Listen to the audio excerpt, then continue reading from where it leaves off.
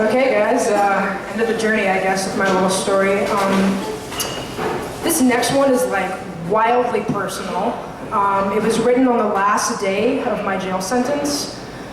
So I don't know if it's poetry really, but I decided to present it because I wanted to share this, even though it's really hard to open up to a bunch of strangers that I did something potentially horrendous. I could have killed people that night. I could have killed a father, a mother, a child, but I was lucky enough that I didn't. So I hope what I have to say to you tonight drives home the reality of you really should not drive drunk, because the consequences can change your life. But this is my story, and this is what I have to say about my experience with being in the hands of the justice system.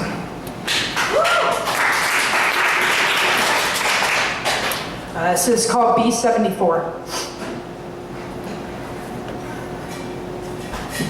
I think back to those first moments I woke up in a cell, surrounded by 3 strange women and a slurred memory trying to piece together what was happening. I don't remember being afraid, claustrophobic more than anything, and restless, waiting for someone to tell me how long I'd be in this too small room on hard benches, only minutes ago having woken up in my own drool. That was the beginning of my journey into the criminal court system, and the first time I'd ever been in jail. Even now, the details of that night remain black and void, lost somewhere in a bottle, waiting for another to add to its contents. It was months before I'd find out the details of my arrest, why I was pulled over, and where I even was. I was blackout drunk. And the only reason I know these details now is because I read them on a piece of paper from one of the officers who arrested me.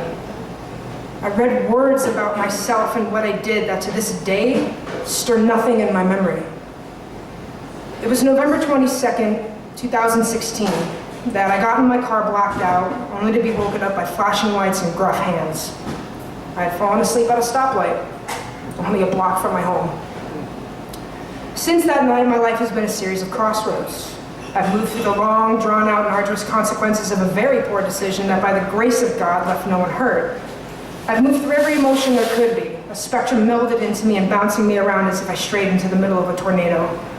Guilt, shame, anger, fear, despair, and in relief, gratitude and pride.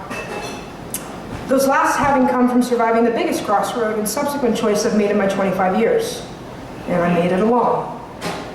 I was sentenced for my crime in January, and I made the choice to serve 74 days in jail with the ability to still go to work. Work release is what they called it. February 7th it began. I said goodbye to my home, my 2 little dogs, my friends, and then my freedom. Freedom. I didn't understand the weight of it until it was taken away from me. This was my choice.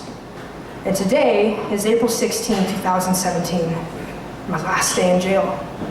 Tomorrow I'll wake up and return to the world, return to my life, a stranger to it, as I once was February 7th, walking to a place, heart pounding and reeling at how big the number 74 really was. So the question that's left, what did I learn? There's nothing I could say that would ever truly paint the experience and capture what it was like. I can tell you that expectations are never close to truth.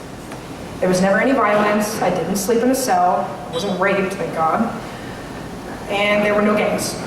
Mostly a lot of lost souls, or others who strayed this way and that, and then found themselves walking down a block they never imagined they would stray into.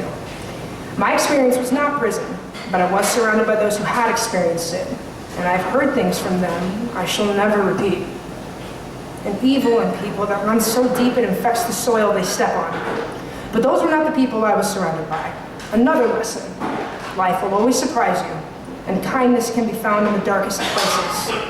My 74-day home was called Dorm B. 12 bunks comprised of a cot on a steel frame. People come in and out all the time, but there were some women I met with whom I forged quite an interesting bond. All of us weighed down from poor choices, being ripped from our lives, and having to explain ourselves constantly to the people who now held our freedom. Always being watched, always asking permission, never having a moment of quiet. And yet in my dorm, a support system grew. The women I was so scared of at first became a little family, brought together by something ugly, but standing tall and holding each other up in the process. Another lesson.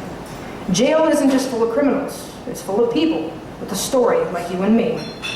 Any person can make a wrong choice. Some people get dragged down by those choices. Some were born into it, not ever knowing anything different. And so I learned the most important lesson of all. People should not be judged by circumstances built on stereotypes and imagination of the masses, but by the choices they make, in spite of those circumstances. That is where character blooms and where beauty thrives. I made a choice to get in the car drunk. I didn't make the choice to get caught. That was my circumstance that came knocking on the door, and I made the choice to answer it and sit with it. I chose to pay penance, and now on the eve of the end of a crossroad, this next sunrise brings me another. What will I choose now? That I can't say, but I'll keep the number 74 and the letter B on the horizon.